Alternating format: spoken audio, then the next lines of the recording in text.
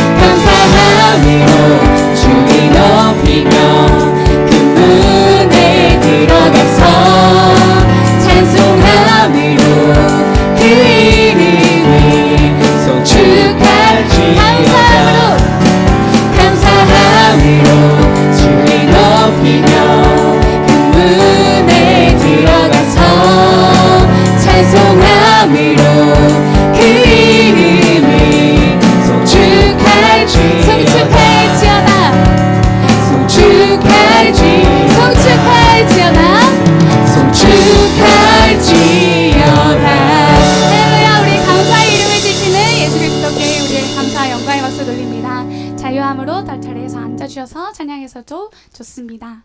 우리 함께 우리 사랑의 가운데로 인도하시는 주님의 이름을 기억하며 함께 찬양하길 원합니다.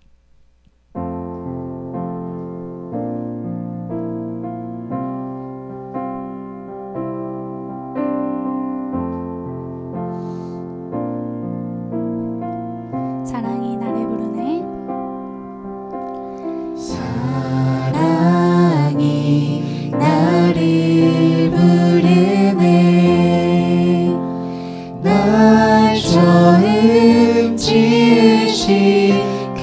사랑이 조금도 바래지 않고 한 번의 후회도 없는 그 사랑이 나를 부르네. 다시 한 번 더 찬양합니다. 사랑이 나를 부르네. 사랑이 나를 부르네.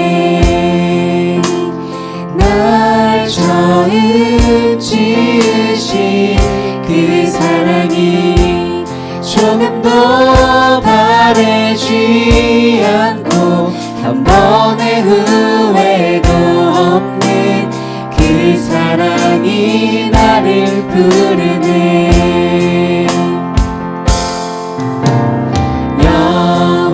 영원한 주의 품 안으로 풍성한 주의 식탁으로 친밀한 주의 음성으로 그 사랑이 나를 부르네. 그 사랑이 나를 부르네. 다시 한 번 더 찬양합니다. 사랑이 나를 부르네. 날 처음 지으신 그 사랑이 조금도 바래지 않고 한 번의 후회도 없는 그 사랑이 나를 부르네. 함께 고백합시다. 영원한 주의 품 안으로 영원한 주의 품 안으로 풍성한 주의 식탁으로 친밀한 주의 음성으로 그 사랑이 나를 부르네. 영원한 주의 품 안으로 영원한 주의 품 안으로 풍성한 주의 식탁으로 친밀한 주의 음성으로 그 사랑이 우리 그 사랑을 의지하며 예배하며 찬양합시다. 예배합니다. 예배합니다. 찬양합니다. 주님만 날 다스리소서. 예배합니다. 찬양합니다. 주님 홀로 높이. 다시 한 번 더 우리 주님의 이름을 지으며 고백합시다. 예배합니다. 예배합니다. 찬양합니다. 주님만 날 다스리소서. 예배합니다. 찬양합니다. 주님 홀로 이 시간 주님의 이름을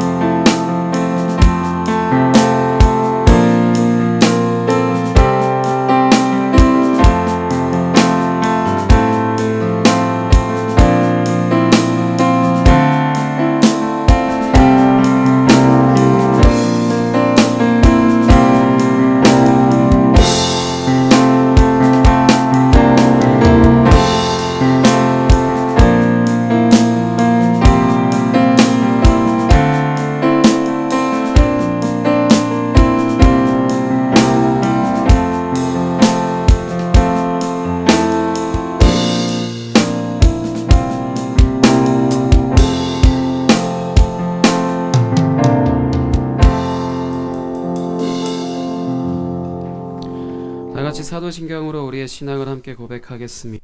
전능하사 천지를 만드신 하나님 아버지를 내가 믿사오며 그 외아들 우리 주 예수 그리스도를 믿사오니 이는 성령으로 잉태하사 동정녀 마리아에게 나시고 본디오 빌라도에게 고난을 받으사 십자가에 못 박혀 죽으시고 장사한 지 사흘 만에 죽은 자 가운데서 다시 살아나시며 하늘에 오르사 전능하신 하나님 우편에 앉아 계시다가 저리로서 산 자와 죽은 자를 심판하러 오시리라.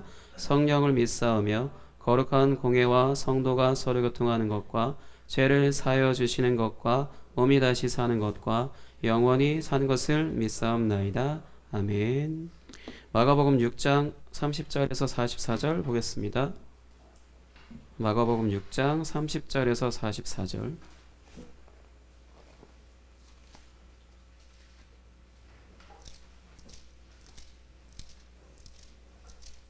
계속해서 마가복음을 나가고 있으니까 여러분들 성경책은 이 책갈피를 거기다가 마가복음에다가 꼽아주시면 좋을 것 같습니다. 물론 중간에 다른 곳에 갔다 올 예정이기도 하지만 아직은 계속 마가복음 안에 머물러 있어야 하니까요. 마가복음 6장 30절에서 44절 같이 읽겠습니다. 시작. 사도들이 예수께 모여 자기들이 행한 것과 가르친 것을 낱낱이 고하니 이르시되 너희는 따로 한적한 곳에 가서 잠깐 쉬어라 하시니 이는 오고 가는 사람이 많아 음식 먹을 겨를도 없음이라. 이에 배를 타고 따로 한적한 곳에 갈새 그들이 가는 것을 보고 많은 사람이 그들인 줄 안지라. 모든 거울로부터 도보로 그곳에 달려와 그들보다 먼저 갔더라. 예수께서 나오사 큰 무리를 보시고 그 목자 없는 양 같음으로 인하여 불쌍히 여기사 이에 여러 가지로 가르치시더라. 때가 저물어 가매 제자들이 예수께 나와 여짜오되 이곳은 빈들이요 날도 저물어 가니 무리를 보내어 두루 촌과 마을로 가서 무엇을 사 먹게 하옵소서. 대답하여 이르시되 너희가 먹을 것을 주라 하시니 여짜오되 우리가 가서 200데나리온의 떡을 사다 먹이리이까. 이르시되 너희에게 떡 몇 개나 있는지 가서 보라 하시니 알아보고 이르되 떡 5개와 물고기 2마리가 있더이다 하거늘 제자들에게 명하사 그 모든 사람으로 떼를 지어 푸른 잔디 위에 앉게 하시니 때로 100명씩 또는 50명씩 앉은지라. 예수께서 떡 5개와 물고기 2마리를 가지사 하늘을 우러러 축사하시고 떡을 떼어 제자들에게 주어 사람들에게 나누어 주게 하시고 또 물고기 2마리도 모든 사람에게 나누심에 다 배불리 먹고 남은 떡 조각과 물고기를 12바구니에 차게 거두었으며 떡을 먹은 남자는 5,000명이었더라. 아멘. 오늘은 이 마가복음 6장 30절에서 44절의 말씀에 의지해서 지난주의 말씀과는 대비가 되는, 지난주에는 우리가 절대 즐기지 말아야 하는 잔치 뭐 이런 식으로 제목을 해서 말씀을 전했죠. 오늘은 우리가 무조건 즐겨야 하는 잔치라는 제목으로 이제 말씀을 전하도록 하겠습니다. 지난주에는 세례 요한이 죽는 장면이 등장을 했어요. 예수님의 제자들이 나가서 귀신을 쫓고 여러 가지 질병을 고치고 그런 일들을 하는 와중에 중간에 느닷없이 세례 요한의 죽음과 관련된 이 말씀이 딱 등장을 했습니다. 그 이유를 지난주에 뭐라고 이야기했냐면 오늘 말씀, 오늘 이제 예수님이 차려주시는 잔치와 관련된 부분과 정확히 대비를 시키기 위해서 그곳에 위치시켰다라고 했어요. 세례 요한이 굉장히 불의하게 죽었죠. 굉장히 선한 사람, 성경적으로 선한 사람이고 인간적으로 선하다고 할 수는 없는 게 쌍욕을 할 정도로, 왜냐하면 이 독사의 자식들아라고 하는 그런 표현을 쓰는 사람인데 성경에 좀 완화시켜서 독사의 자식들아이지 실제적으로는 더 심한 욕. 근데 그렇다고 막 입이 더러워지는 쌍욕을 한 게 아니라 정말 엄청나게 무서운 욕을 한 건데 이 성경에서는 조금 완화시켜서 독사의 자식들이라라고만 이렇게 되어 있어요. 그런 것처럼 사실 근데 그런 거를 성경에서는 선하다 악하다라고 기준하지 않습니다. 성경에서는 하나님의 뜻대로 사는 걸 선하다 하고 하나님의 뜻대로 살지 않는 걸 악하다라고 해요. 그러니까 아무리 착해도 아무리 성실해도 아무리 뛰어나도 하나님 뜻대로 안 살면 악인인 거죠. 근데 반대로 뭔가 잘하는 건 없고 뭐 여러 가지 부족한 것들이 있다 하더라도 하나님의 뜻대로 살고 있으면 선한 사람인 거예요. 근데 뭔가 좀 억울할 것 같긴 하지만 하나님을 깊이 알아가다 보면 그 부분에 있어서 그게 어떤 의미인지를 분명히 알 수 있습니다. 오늘 말씀은 이제 예수님이 베풀어 주시는 잔치에 대한 말씀인데 가장 먼저 예수님은 자신을 따라온 사람들을 지난번 헤롯 왕과는 다르게 헤롯 왕은 어떻게 했냐면 그냥 자신의 힘을 과시하고 그러다가 이제 세례 요한을 죽일 수 있을 만큼의 자신의 힘을 이제 사용한 과시를 했죠. 근데 반대로 예수님은 어떻게 하셨냐? 긍휼히 여겨 주셨다라고 했어요. 긍휼히 여겨 주셨고 그리고 푸른 잔디 위에 앉게 하셨습니다. 그냥 시적인 표현으로서만 이해하면은 그냥 별로 와닿지 않을 텐데 이건 분명히 의미가 있는 말씀이에요. 좀 이따 설명할게요. 그리고 이때 사람들을 100명 또는 50명씩 나눠서 앉게 했어요. 그리고 이제 남은 보리떡 5개와 이제 그 사람들에게 보리떡 5개와 물고기 2마리를 가지고 그곳에 있는 모든 사람을 다 먹이게 했습니다. 지금 100명씩 50명씩 앉았다 했는데 지금 나온 음식이 떡 5개, 물고기 2 이걸로 그 100명, 50명 이렇게 나눠져 있는 사람들한테 다 먹게 했다는 거예요. 그리고 총 합쳐서 이제 먹고 남은 게 12바구니, 광줄이라고 번역된 것 같은데 엄청나게 큰 이 바구니거든요. 거의 12개 남았대요. 여기 보리떡 5개와 물고기 2마리가 여기 모양이라도 이제 자리라도 잡고 있을까? 보일까라고 싶을 정도로 그 양 아니에요? 근데 지금 몇 명이 먹었다고? 그래서 성경에는 총 이 떡을 먹은 사람이 몇 명이라고 써 있냐면 5,000명. 보리떡 5개와 물고기 2마리로 5,000명 먹었대요. 은혁이 믿지? 진짜로? 하나님의 말씀이니까 믿죠? 하나님의 말씀이 아니면? 그러면 예수님에 대한 기록을 성경이 아닌 다른 곳에서 기록하고 있다. 그러면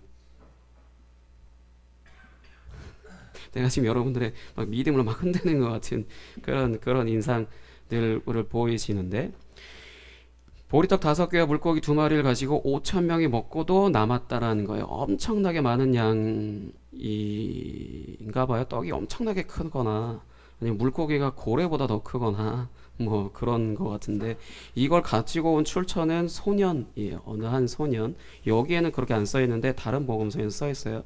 소년. 그러니까 은혁이 같은 주원이 같은 소년이 도시락을 싸온 거지. 보리떡 5개와 물고기 2. 근데 그거를 지금 남자만 5,000명이 먹었다라는 거죠. 근데 이 사건이 가진 의미는 어떤 의미를 가지고 이것을 한 단어로 줄이면 뭐라고 표현하냐면 그래서 그냥 다 오병이어 사건이다라고 이렇게 표현을 해요. 보리떡 5개와 물고기 2마리로 이제 5,000명을 먹이신 사건이에요. 이 사건의 진실 여부는 사실 성경을 앞만 쳐다봐도 진실 여부는 알 수 없어요. 왜냐하면 성경은 예수님께서 이런 기적을 하실 수 있다 없다를 증명한 게 아니고 이걸 하신 분이다라는 관점으로 쓰여져 있는 거기 때문에 성경 안에서만 보면 무조건적으로 이 예수님이 이 일을 행하신 것 맞아요. 근데 우리가 이걸 가지고 과학적이고 자연적이고 이런 걸 갖고 이제 접근해서 이게 진짜냐 거짓이냐 이런 거를 본다라는 건 사실 성경을 이제 그 성경을 성경답게 보지 않는 거죠. 실제로 이게 가능하다, 가능하지 않다 이런 것도 사실 따지는 것도 성경에는 별로 의미가 없어요. 성경은 하나님이, 예수님이, 성령님이 이런 일을 행하셨다라는 그런 분으로서 기록한 것이기 때문에요. 그러니까 이런 기적이 가진 의미에 대해서 우리가 알아야 한다라는 거죠. 성경에 왜 쓰여져 있는지. 이 사건이 가지고 있는 의미는요. 예수님이 이제 구약의 이스라엘 사람들이 이집트를 빠져나왔을 때 이제 약속의 땅으로 이동하시는 그것을 인도하신 하나님과 똑같은 일을 하시는 분이시다라는 것을 그러니까 그분과 같은 하나님이시다라는 걸 말하는 거예요. 보리떡 5개는 왜 5개냐 하필 진짜로 그 소년이 5개를 갖고 간 건 맞지만 굳이 5개인 이유는 이걸 모세오경과 연결을 짓습니다. 모세오경과 연결을 져서 떡이라고 하는 게 우리는 양식, 생명의 양식이라고 듣잖아요. 그러니까 말 그대로 이 생명의 양식을 의미하는 거고 물고기 2마리는 별로 의미가 없는데 보리떡 5개 플러스 2 그러면 뭐가 되죠? 너무 쉬운 산수인데 7이죠. 7은 무슨 숫자라고? 저하고 성경 공부하신 분들은 알았을 텐데 이거 하나님과 관련된 숫자 그런 완전수 이런 세상 요즘 말로 행운의 숫자 아니에요. 행운의 숫자는 성경적이지가 않아요. 7은 하나님 관련된 숫자, 뭐 완전한 숫자, 뭐 이런 표현인데 이 물고기 2마리는 보리떡 5개에 플러스 2, 7 만드는 그걸로 맞춘 거나 다름이 없어요. 근데 물론 직접 다 이 보리떡 5개와 물고기 2마리 가져온 거 맞습니다. 그리고 이제 사람들을 100명과 50명씩 나누게 앉으신 것들, 그래서 총 합이 5,000명이라고 하는 것은 이제 1000부장, 100부장, 50부장이라고 하는 것, 구역에 있는 이스라엘 백성들을 그렇게 다스리게끔 하게끔 이 재판하게끔 한 그 말씀과 같이 의미하는 거고요. 기타 등등 이런 것들은 다 구약과 연결되어 있다라는 의미로서 이렇게 했다라는 거고, 아까 말했듯이 예수님은 헤롯과는 다르게 사람들을 긍휼히 여겼다라고 하는데, 긍휼이가 어떤 표현인지 혹시 아는 사람? 긍휼, 교회에서는 엄청 많이 쓰죠. 이제 교회 밖에서도 쓰기 시작한 단어일겠지만 사실 긍휼이라고 하는 단어는 국어사전도 없던 단어였었거든요. 이 성경 옛날 그 번역될 당시에도 구약 성경 아니 사전 자체에도 국어 사전 자체에도 없었던 단어인데, 긍휼히 여기시다. 예수님이 우리를 긍휼히 여기시다. 하나님이 우리를 긍휼히 여기신다.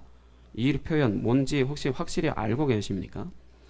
불쌍하게 여긴다와 비슷해요. 너 왜 계속 끊겨? 근데 불쌍하게 여긴다하고 같은 의미긴 한데 그것보다 더 한 차원 높인 거예요. 왜냐하면 불쌍하게 여긴다라고 했을 때는 내가 누군가의 불쌍한 사람 봤을 때 좀 불편해 하지 마요. 나도 이런 표현 들으면 되게 불편하긴 한데, 불쌍해. 이걸 불쌍하게 여기는 거예요. 그럼 예수님이 우리를 보고 불쌍하다 이렇게 하겠어요?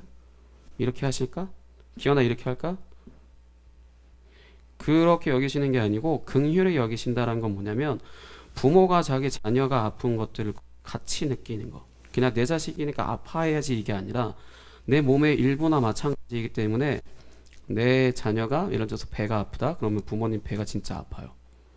아픈 척 하시는 게 아니고 그 고통이 진짜 통증이 똑같이 느끼는 게 아니라 그 고통스러워하는 그 고통이 나에게도 느껴진다는 것이 부모님한테도. 이게 긍휼인 거예요. 또 한편으로 내가 가지고 있는 상처, 예전에 내가 어떤 상처가 갖고 있었고 그걸 내가 치유를 받았어. 그럼 근데 지금 내 눈앞에 내가 예전에 상처받았던 것들을 그대로 상처받고 있는 사람, 그 상처로 아파하는 사람을 봐. 그러면 내가 예전에 그때 느꼈던 그 고통, 그게 다시 소환되면서 똑같이 동일하게 아파하는 거. 그러니까 불쌍하게 여긴다 하고는 좀 차원이 좀 틀리죠. 상대방의 고통을 동일하게 느끼는 거예요. 예수님이 목자 없는 양같이 봤다라는 것은 양 한 마리가 그냥 주인 없이 여기저기 막 방황하고 떠돌아다니고 돌아다니는 거예요.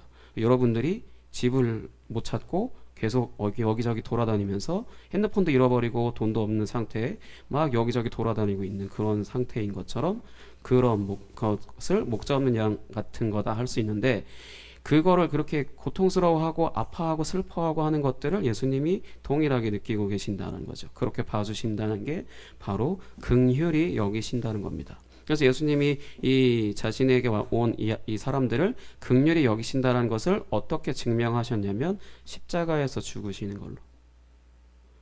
그러니까 십자가에서 죽으셨어요. 십자가에서 죽으실 때 지난번에 예전에 한번 설교했었지만 예수님이 십자가에 달려 죽으시는 과정 설교한 적 있죠. 채찍질 맞고 그 채찍이 어떤 거고 뭐 이런 것들 묘사한 적 있잖아요.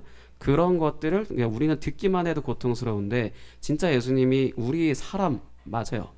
사람의 몸으로 그걸 똑같이 겪으셨어요. 내가 그냥 송곳에 찔리면 엄청나게 아프고 칼에 찔린 적은 없겠지만, 수술할 때 칼은 몸에 대박겠지만 기타 여러 가지 등등 그런 고통을 내가 느끼는 것처럼 예수님이 성경에 기록된 대로 이 몸에 난 상처들, 손에 난 못자국, 뭐 어떤 그런 것들 다 우리가 맞으면 아픈 것처럼 똑같이 느끼셨다는 거지. 그래서 우리를 긍휼히 여기신다는 것은 인간이 느낄 수 있는 고통을 예수님이 느껴보셨기 때문에, 겪어보셨기 때문에, 아파보셨기 때문에, 죽어보셨기 때문에 우리의 고통을 안다는 거예요. 충분하게 다 안다는 거지. 그래서 긍휼히 여기실 수 있는 거고, 신이시기 때문에 긍휼히 여기시는 게 아니라 경험해 보셨기 때문에 긍휼히 여기신다는 거예요. 우리를, 내 고통을, 내 슬픔을, 내 외로움을, 내 아픔을, 내 짜증, 괴로움, 구타 등등 그런 것들을 예수님은 또 다 겪어보셨기 때문에 우리가 그것을 못 이긴다라는 것에 있어서 슬퍼하시고 우리가 그것에 계속 눌려있다는 것에 동일하게 아파하시는 것, 그게 바로 긍휼히 여기신다입니다. 그리고 이제 다음으로 푸른 잔디에 앉게 하셨다. 이게 뭔가 그냥 시적인 표현으로 뭐 어떤 멜로 영화 같은 이런 느낌 들게 하는 푸른 잔디일 텐데 그게 아니고 이거는 시편 23편에 나와 있는 말씀을 이제 떠올리게 해요. 한번 찾아볼게요. 시편 23편 1절부터 3절. 시편 23편 1절부터 3절. 굉장히 흔한 말씀이죠. 네, 물론 여러분들은 이 말씀을 설교를 듣지를 않았다라면 흔하진 않겠지. 목사님들이 흔하게 설교하시는 말씀, 그리고 어떤 액자, 무슨 상 거기에 늘 써 있는 말씀. 같이 시편 23편 1절부터 3절 같이 읽겠습니다. 시작. 여호와는 나의 목자시니 내게 부족함이 없으리로다. 그가 나를 푸른 풀밭에 누이시며 쉴만한 물가로 인도하시는도다. 내 영혼을 소생시키시고 자기 이름을 위하여 의의 길로 인도하시는도다. 아멘. 여호와는 나의 목자시니 내게 부족함이 없으리로다. 그가 나를 푸른 풀밭에 누이시며 라고 있죠. 그 다음에 쉴만한 물가로 인도하시는도다. 여기서 이제 나를 푸른 풀밭에 누이시며 이 부분인데 목자가 자신의 양을 푸른 풀밭에 누인다라고 했을 때는 어떤 의미냐? 당연히 쉬게 하는 의미로서 쉬게 하는 건데 어느 상황에서 쉬게 하는 부분이냐면 이거 물론 이 말씀은 그냥 목자가 어느 그 푸른 잔디에 자신의 양을 풀어놓는 되게 평안하고 평온한 뭐 이런 분위기를 연출하는 거지만 이 말씀이 어떤 의미냐면 안식을 준다는 거지. 자신의 양에게 안식을 준다. 안식이라는 말을 여러분들은 잘 안 쓰는 표현이지만 편안, 안전 뭐 이런 것들을 더 한 차원 높인 거라고 생각하시면 되는데 그가 나를 푸른 풀밭에 누이시며 그래서 예수님이 지금 푸른 잔디에 이 사람들을 앉게 하셨다는 건 뭐냐면 바로 직전에 있었던 말씀 헤롯 왕이라고 하는 폭력적이고 힘으로서 다스리고 마음에 안 들면 죽일 수도 있는 그런 굉장히 공포스러운 존재, 그 존재가 보는 앞에서도 지금 푸른 풀밭에 누이시며 푸른 잔디에 앉게 하시는 평안함을 줄 수 있는 그런 존재, 그런 목자다라는 거죠. 구약에서 목자라고 하는 것을 하나님이 목자를 자신의 백성들에게 보내주신다 했어요. 메시아로서 보내주신다 했는데 지금 예수님이 이 말씀 그대로 하신 것은 그 목자이라는 거지. 예수님이 그 목자이라는 거죠. 그래서 어찌됐든 간에 이런 것들이 의미하는 것은 우리가 예수님을 믿는다라고 하는 것은 지난주에 잔치에 있어서 뭐가 있어야 잔치냐라고 물어봤죠. 대형한 잔치에 가면 뭐가 있으면 잔치가 되지? 네, 음식이죠. 가면 뭐 먹어? 가장 먼저 찾는 거? 육회공?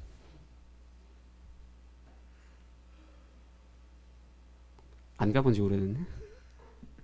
어찌됐든 간에 자신이 좋아하는 음식이 있고 또 잔치라고 하는 데 있어서는 음식이 있는 게 기본이지만 음식에 인원수 맞춰서 줄까?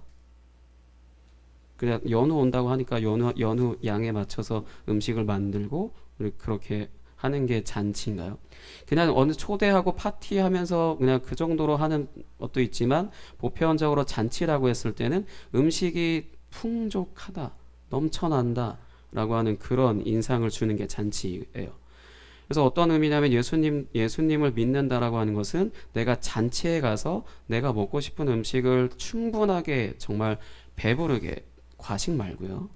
과식하는 건 좋은 건 아니니까 딱 포만감 느껴져서 내가 행복해 하고 하는 그 기분 느끼게 해주는 그런 것처럼 예수님이 주시는 음식으로 내가 내 결핍이나 어떤 상처나 뭐 부족 이런 것들이 채워진다는 거죠.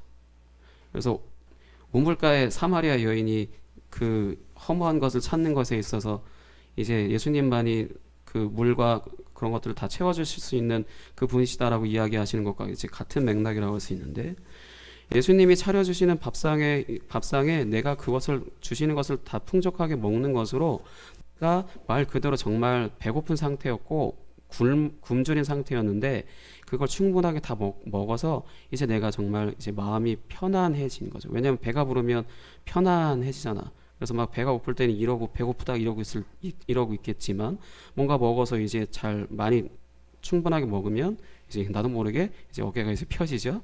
자세가 이제 좀 편안해지고 옷도 이제 조금 이제 느슨해지게 되는 뭐 그런 것들처럼 편안하니까 안전하니까 내가 정말 그 상태에서 어떤 불안함 가운데 있었던 상태에서 이제 편안해지는 그런 상태인 것처럼 우리의 삶이 우리의 인생이 그렇게 된다라는 거죠.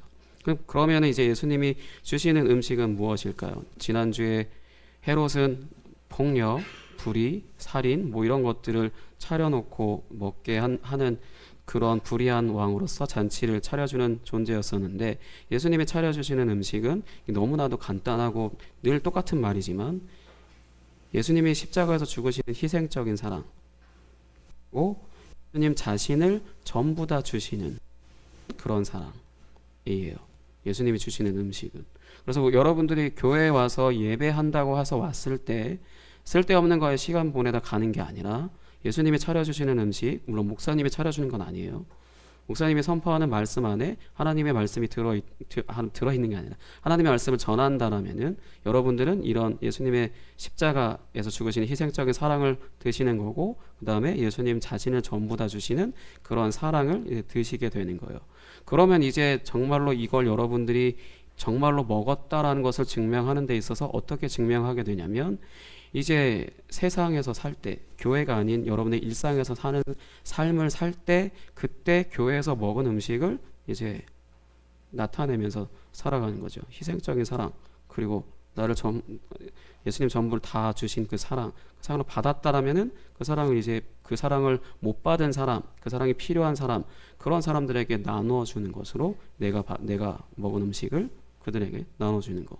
그것이 바로 예배인 거고 그것이 예배를 잘 드리고 있는 거예요. 그게 아니라 성경 지식 좀 더 알고 내가 무언가 봉사활동을 했고 뭘 했고 그런 것에 머문다라면은 이런 표현 좀 이상한데 비만에 빠질 수 있겠죠. 영적인 비만에 빠지는 것도 굉장히 쉬워요. 그렇기 때문에 예배에 있어서 찬양, 말씀, 기도 이런 것들을 그때 예배 세미나 성경 세미나 했을 때 이야기했던 거는 그런 것들을 올바르게 하지 않는다라면은 나는 먹지도 않으면서 일하고 있거나 아니면 나는 먹으면서도 일하지 않거나 그런 식으로 되어지는 것들이 있기 때문에 그렇기 때문에 예배에 있어서 잘 배워야 되는 거죠. 그러니까 막 시험 성적, 내신 점수, 스펙, 가정 환경, 가정 형편과 같은 것이 나의 삶을 결정해주는 이 세상 안에 살면서 내가 하나라도 더 가지고 있어야 내가 하나라도 더 저 사람을 이길 수 있어야 내가 성적을 1점이라도 더 올려야 내가 저 사람보다 뭐라도 더 뛰어나야 하는 그런 것들이 나를 행복하게 해준다라고 하는 그런 세상 안에 살면서도 심지어 내가 경쟁에서 낙오된다 하더라도 근데 그걸 그냥 실패자로 여기는 것이 아니라 그런 상황 가운데서도 나는 예수님의 십자가 사랑으로 인해서 나는 평안한 삶을 살 수 있어야 하는 거고 나는 그 예수님의 십자가 사랑으로 그 상황을 이제 그 상황에서 그 사랑을 나타내는 것으로 살아갈 수 있다는 겁니다. 그 부분에 있어서 이 세상이 어떻게 돌아가든지 상관없이 우리가 예수님이 우리에게 주시는 그 음식을 잘 먹고 있다라면은 나의 삶이 어떤 상황이 있다 할지라도 나는 평안하고 안전해요. 내가 자기 암시로 나는 평안합니다, 안전합니다 이런 자기 암시가 아니라 진짜로 늘 나와 함께 하시고 나에게 전부 다 주셨다는 걸 알고 그 부분에 있어서 말씀을 들을 때마다 아까서 그래서 사랑이 나를 부르네 라는 찬양 하셨는데 그 사랑의 부름에 여러분들이 응해서 그 사랑 안으로 들어가셨다라면은 그 사랑에 있어서 평안하겠죠. 근데 사랑이 나를 부르고 있는데 안 가요. 괜찮아요. 이러고만 있다라면은 그냥 나는 그 사랑 안에 들어가지 않으니까 사랑 반대편에 있겠죠. 사랑 반대편은 뭘까요? 두려움. 이 세상에 대한 두려움, 사람에 대한 두려움, 시험에 대한 두려움. 사랑 반대는. 그러니까 내가 사랑이라면 두려움 가운데 있는 게 아니고 편안함 가운데 있는 거기 때문에 내가 내 삶이 편안하다라는 것은 진짜로 내가 하나님을 예배하는 것으로 예수님이 차려주시는 그 음식으로 내가 포만감이 들어서 편안하니까 진짜 편안한 거고, 안 먹고 있고 그냥 그런 것들에 관심이 없다라면은 계속 나는 여러분들 좋아하는 라면, 피자 그런 것들을 먹어서 배부르게 먹는 몸은 배부를지 모르나 여러분들의 영혼은 굶주려 있을 수도 있죠. 그 부분에 있어서 예수님이 차려주시는 음식은 자신을 다 내어주시는 희생적인 사랑이고 자신의 전부를 다 주신 그 사랑이다라는 것, 여러분들이 드셔야 되고 여러분들이 참여해야 되는 잔치 안에 드셔야 되는 음식은 바로 사랑입니다. 그리고 사랑을 이제 충분히 드셨다라면은 나타내야 할 것이고요. 그 부분에 있어서 우리가 예수님만으로 충분합니다라고 이야기할 수 있는 것, 바로 예수님이 우리에게 다 주셨기 때문이다라는 거 기억하시기 바랍니다. 그럼 이 시간 함께 찬양하고 기도하도록 하겠습니다. 난 예수로 충분합니다. 난 예수로 충만합니다. 함께 고백하며 찬양하겠습니다.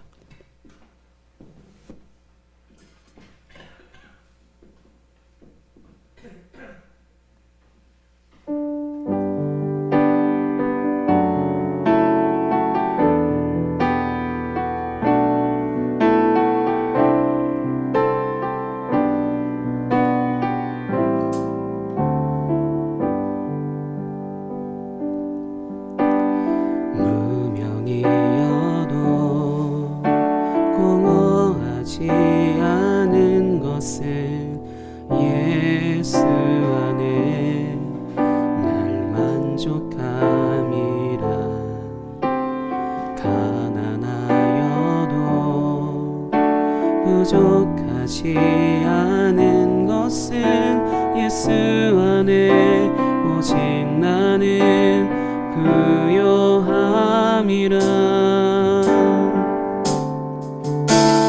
고난 중에도 견뎌낼 수 있는 것은 주의 계획 믿기 때문이야.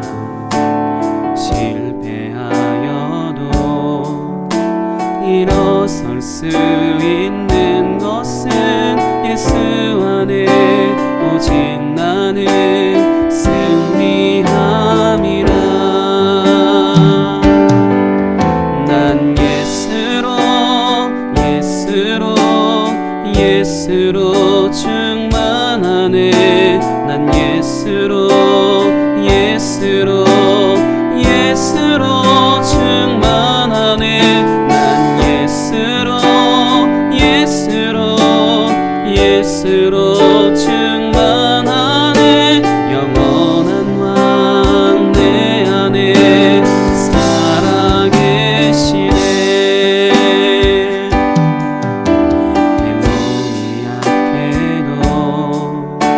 낙심하지 않는 것은 예수 안에 난 완전함이라. 화려한 세상 부럽지 않은 것은 난 예수로 충만함이라.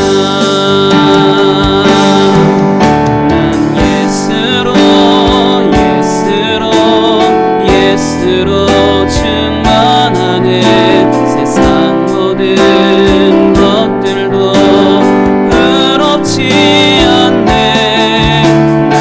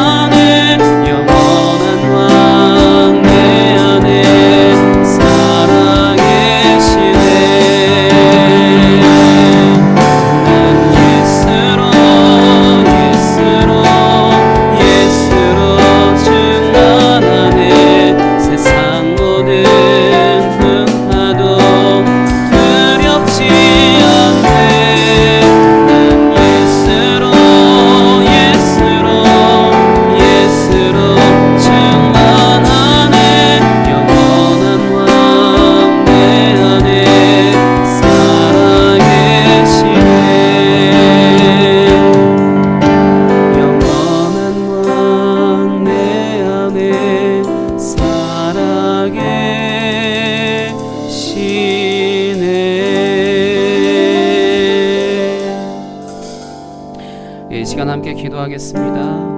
무턱대고 예수님이 우리를 부르셔서 예배하라고 하신 게 아니라 날마다 우리에게 먹을 것, 입을 것 그런 것들을 다 공급해 주시기 위해, 그래서 우리가 어떤 잔치에 가서 내가 먹고 싶은 음식을 충분하게 먹고도 남는 그런 일들을 경험하는 것으로 내가 정말로 내 몸이 편안하고 안전한 그런 삶을 살게 하시기 위해 우리를 부르셨어요. 그래서 매주일 여러분들에게 음식을 제공해 주고 계세요. 여러분들이 그거를 드시고 계셨어야 계속해서 건강하게 잘 자라갈 수 있는 것입니다. 이 시간 함께 기도하겠습니다. 내 안에 오직 예수님으로 더욱더 채워져서 내가 이 세상을 사는 데 있어 결핍이나 부족 그런 것들로 인하여서 공허한 삶을 사는 것이 아니라 충만하고 기쁘고 감사한 삶을 살아갈 수 있게 해달라고 이 시간 함께 기도하겠습니다. 하나님 아버지 감사합니다. 우리에게 아버지 날마다 양식 하신 주님, 우리에게 충분히 아버지 양식이 되어주시고 아버지 우리에게 먹을 모든 충분한 것들을 아버지 우리에게 부족함 없이 아버지 우리에게 주시고 계신 주님, 우리가 그것을 날마다 아버지 감사히 먹음으로 인하여 아버지 내가 배부르고 아버지 나의 삶에 결핍과 부족한 것이 아니라 공허함과 아버지 그런 것들이 내 삶을 지배하는 것이 아니라 예수님만이 나의 삶을 지배하시고 아버지 다스리시는 분으로 아버지 살아가는 아버지 우리의 삶을 허락하시기 위해 아버지 우리를 위하여 십자가에서 죽으시고 또한 우리에게 성령을 선물로 주셔서 아버지 우리를 예배하게 하신 은혜를 감사합니다. 날마다 주님의 은혜 안에 살아갈 수 있도록 아버지 인도하여 주시옵소서. 우리의 생각과 마음 안에 오직 예수님의 말씀이 아버지 예수님의 그 양식이 우리에게 가득하게 하시고 그것으로 인하여 날마다 주님만을 즐거워하며 아버지 기뻐하며 살아갈 수 있도록 인도하여 주옵소서.